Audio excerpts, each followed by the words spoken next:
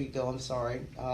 We do have a question. In PG County, Maryland, there is still lead in the water in schools. The county now states that 10 per billion is the level of which they will act.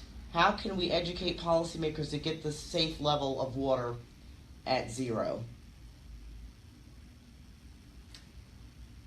I think one of the key points, particularly for kids in that critical brain development time period, is no lead exposure is safe. So, as a matter of policy, as a matter of health policy, that's where we should be driving that number.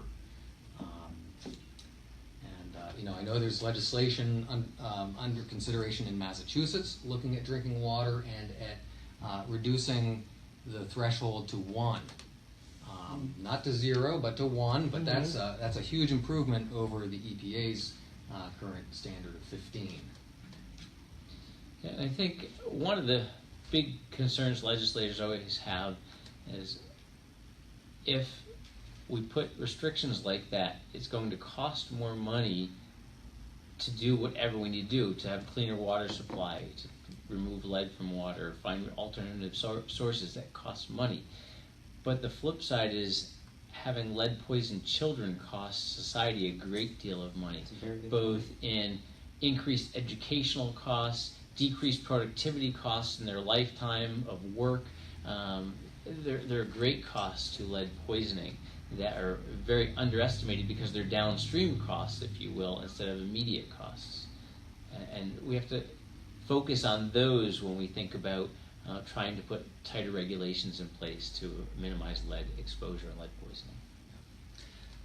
I was just going to say, also there is some funding available that that people can take advantage of. We have in New Hampshire currently 3 lead grants of $3 million each in the state.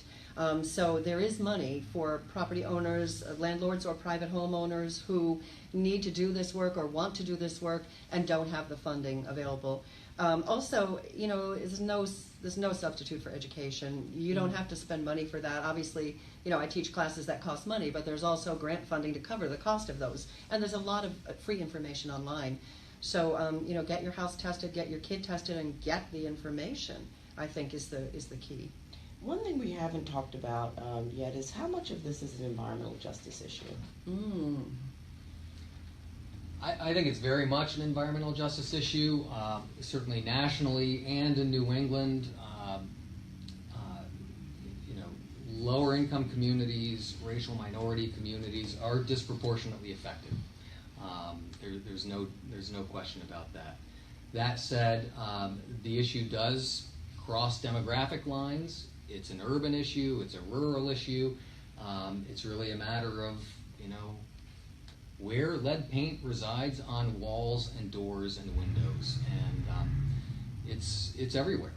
And so even in a well-maintained home with lead-based paint, all it takes is for a contractor who doesn't know what he or she is doing to come in and create an exposure, and you could have children who are poisoned. But I do think it is very much an environmental justice issue.